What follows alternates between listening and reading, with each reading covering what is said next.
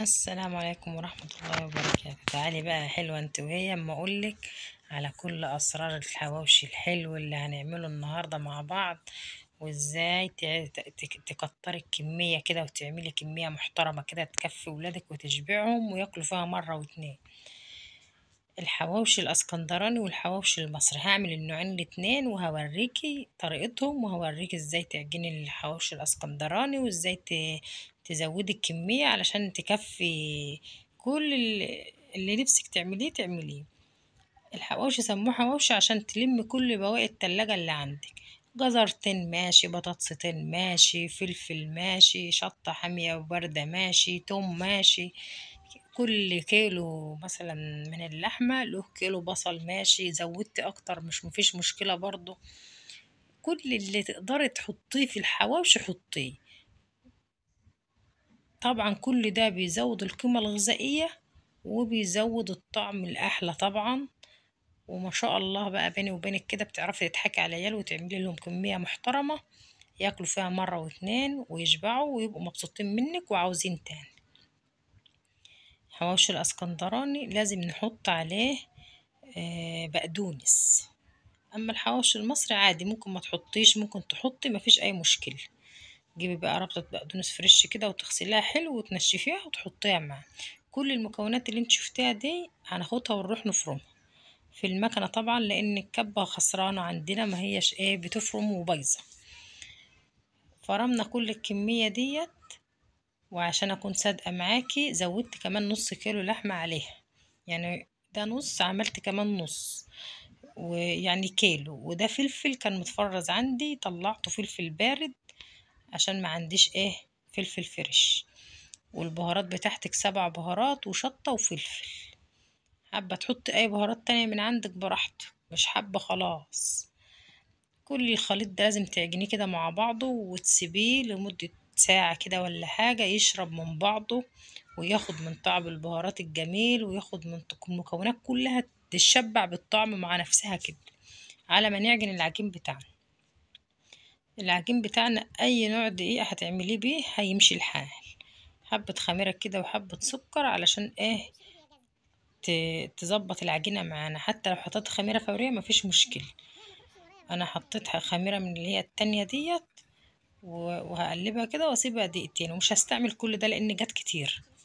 حبة الدقيق معانا نخلناهم حلو قوي ونرش عليهم حبة ملح، وننزل بقى بكمية المية بقى على حسب نوع الدقيق. كل دقيق له كمية مية معين، فانت تنك حطي مية لحد ما العجينة تظبط معاك. مش هقولك مقدار معين، انا عارفة ان انت فاهمة كلامي ومستوعباه كويس. فحطي بقى مية كده لحد ما العجينة تظبط، يبقى كده خلاص تمام. برضو الدقيق معانا على حسب ما تحبي، حبيتي تكتري الكمية كتري كيلو، كيلو ونص، 2 كيلو براحتك، نص كيلو براحتك برضو. لو انت افراد اسرتك حاجة بسيطة اعملي نص كيلو مفيش اي مشكلة. هنعجن كويس قوي ونتنينا نعجن لما العجينة تظبط في ايدنا ونوصل للقوام المطلوب اللي احنا عايزينه. وبصراحة كل ما تكون طرية شوية كل ما يطلع الحواوشي طري كده وحلو. وكل ما تعجني فيه كده وتلتيه كده وتديله بالبوكس كده وتدعكي جامد فيه، كل ما العجينة تطلع ناعمة معاكي وجميل. يا دوبك حطيت بس شوية من الخميرة، حاجة بسيطة صغيرين كده عشان هي جات كمية كتير. ونحط في الاخر شوية من الزيت علشان برضو العجينة بتاعتنا لما بنحط لها شوية زيت بتنعم اكتر. ونخلص وعلى طول نقرصها، نقطعها قطع يعني بالفلاحي بنقرصها. طبعا انتوا بقى مش عارفة انتوا منين بلد، فاحنا بنقول نقطعها قطع على طول ونسيبها تريح شوية. لو حابة تسيبها تريح وبعدين ترجعي تقطعي مفيش مشكلة. انا قطعت على طول وسبتها تريح. بعد كده ندهن الصينية كمية كده من الزيت عشان ما تلزقش في الصينية. والله حطيت كمية حلوة وبرضه لزقت، بس مفيش مشكلة يعني، ما هوش عيب ولا حاجة. ونقطع كل الكمية اللي عندنا زي ما تحبي بقى، احجام كبيرة صغيرة زي ما تحبي تعمليها اعمليها. تلاحظي ان العجينة بقى لها عرق كده معايا وبقت مكببة كده ما شاء الله عليها، من كتر العجن فيه. وادي كل الكمية اللي احنا عملناها، عملنا حوالي 15 او 16 قطعة من شوية الدقيق اللي انت شفتيهم دول، كانوا حوالي يجي كيلو ونص كده. ونجيب اللحمة بتاعتنا بعد ما شربت التتبيلة كده لمدة ساعة، نجيبها نكورها بعدد القطع اللي احنا قطعناها من العجين. عدد القطع تكوريها، هي طبعا متظبطة من ملحها ومن فلفلها ومن كل بهاراتها، ما شاء الله عليها، ما شاء الله. كانت جميلة جدا وما خدتش ثواني في ايدي.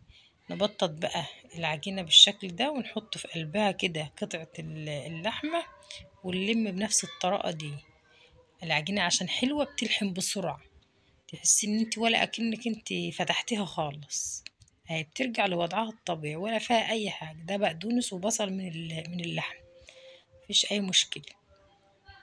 ونجيب صينية بقى اللي هندخلها الفرن، ندهنها زيت برضو كمية حلوة كده، ونروح جايين بقى حاطين الصينية دي هتاخد 3 قطع او 3 أرغفة من الحواوشي. حط قطعة هنا وقطعة قصادها وقطعة قصادها، فهتاخد 3 يعني، مش هتاخد اكتر من كده عشان الحواوشي يطيب ويبقى حلو كده. لو حبيتي تطيبيه على البوتاجاز مفيش اي مشكلة، قلاية تيفال او سيراميك او اي جرانيت عندك، بتروحي جايه حاطه فيها سقطة زيت وعلى النار، على نار متوسطة، وتحطي الرغيف فيها بعد ما سقطة الزيت تسخن كده، بتحطيه فيها وتغطي يستوي براحته. فلو انت عايزة تعملي كده على البوتاجاز الموضوع سهل، اما لو عايزة تعملي في الفرن هتعملي بنفس الطريقة اللي انا بعملها دي، وفر عليكي وقت ومجهود وبسرعة يعني. ونبطط الأرغفة بتاعتنا بالشكل الجميل ده. ولو انت وصلت معايا لحد هنا يا حبيبة قلبي، لايك جميل منك علشان الفيديو يوصل للكل ويستفيد منه، واشتراك حلو وكومنت يسعدني كده ويفرحني ويشجعني ان انا اكمل معاكم.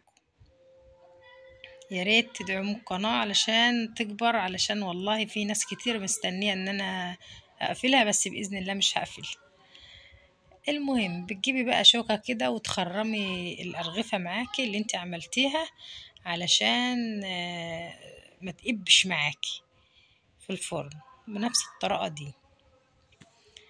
انا ان شاء الله هكمل، واللي ربنا كاتبولي هشوفه باذن الله.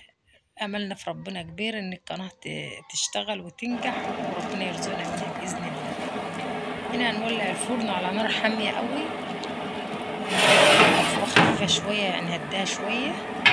نخبز حلقة الحواوشي معانا جميلة تحفة، اللي ريحتها مودية آخر الدنيا، ما شاء الله عليها، جميلة جدا. جربوها بالطريقة دي ومش هتندموا أبدا، وما تروحوش تشتروها غالية، الرغيف ب50 جنيه أبدا، لا اعملوا لولادكم هم نفسهم فيه في قلب البيت. ادي العيش بتاعنا الحواوشي ما شاء الله، من ورا ومن قدام طالع أحمر وجميل ودايب دوب كده. بفضل كمية من اللحمة، فجبنا عيش بقى من اللي هو بتاع الطابونة العادي ده، هنعمل فيه الحواوشي المصري العادي بقى، اللي المصريين بيعملوه عادي يعني في اي وقت، مش الاسكندرانية، لا الاسكندرانية بيعملوا ابو عجين ده، اما احنا المصريين بنعمل الطريقة دي. بنجيب بقى الرغيف العيش نفتحه كده من الجنب، وقطعة اللحمة الكور اللي احنا كنا عاملينها نفرشها فيها بالشكل ده، وبرضو نحطه في الصينية ونحمره من فوق ومن تحت في قلب الفرن، وبندهنه مثلا وشه سمنة او زبدة او اي حاجة متاحة عندك، او زيت لو ما عندكش سمنة ولا زبدة خالص. وده شكلنا النهائي بتاع الحواوشي، ما شاء الله طالع حكاية، طالع حلو قوي وطري وجميل، طري جدا وجميل جدا. لو انت عايزاه يطلع ناشف سيبيه مكشوف للهوا ساعة ما تطلعيه، لو عايزاه يطلع طري حطيه بقى في حلة كده محترمة وتغطيه بغطاه يعرق مع نفسه كده ويطرى ويبقى حلو قوي بالشكل اللي انت شايفاه ده. لو حبيتي تجيبي فحماية ولعيها عادي وانت عارفة بقى ازاي بتعملي الفحم، لو مش عارفة تعالي وانا اقولك. قطعة فحم كده تولعيها على البوتاجاز، وعليها سقطة بس صغيرة كده تحطيها في ورقة فويل أو في طبق، وسقطة زيت صغيرة وتكتمي بالغطا، هيبقى طالع حواوشي مدخن بالفحم جميل جدا، وبألف هنا وشفا على قلوبكم. يا رب تكونوا استفدتوا مني حاجة، والسلام عليكم ورحمة الله وبركاته.